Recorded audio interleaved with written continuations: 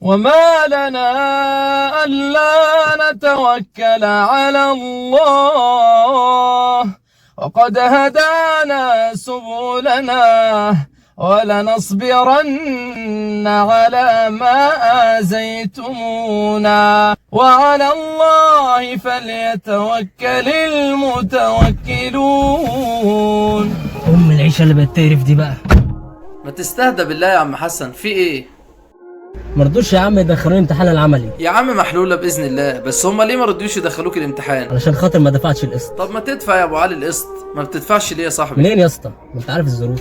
لا فعلا، ما هو باين بصراحة يا راجل، ده انت بتشرب سجاير مارلبورو.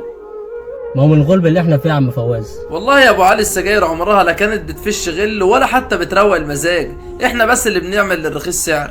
انت عارف يا ابو علي انت بتصرف كام على السجاير في خلال عمرك؟ انا عمري ما حسبتها، بس سايبها على الله.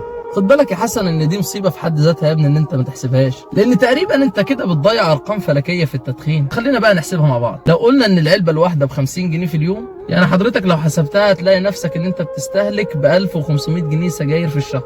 تمام يا عم حسن؟ تمام. فلنفترض جدلا كده ان ربنا سبحانه وتعالى قدر انك هتعيش 60 سنه، حضرتك بقى بدات تشرب سجاير في سن ال20، يعني حضرتك بقى هتفضل تشرب في سجاير 40 سنه متصله. فلو ضربنا ال 1500 في ال 12 شهر يعني ب 18000 جنيه في السنه، ضربناهم في عمرك الافتراضي اللي هو 40 سنه، هيبقى الاجمالي كده 720000 جنيه. يا راجل.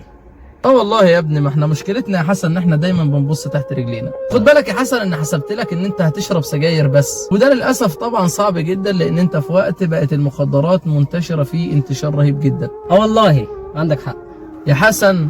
ربنا سبحانه وتعالى يا ابني هيسالنا عن كل جنيه جبناه منين وصرفناه في ايه. كمل انا معاك. فجهز بقى اجابه علشان خاطر تقابل بيها ربنا سبحانه وتعالى. والله عندك حق في كل كلمه. ده عين العقل يا ابو علي.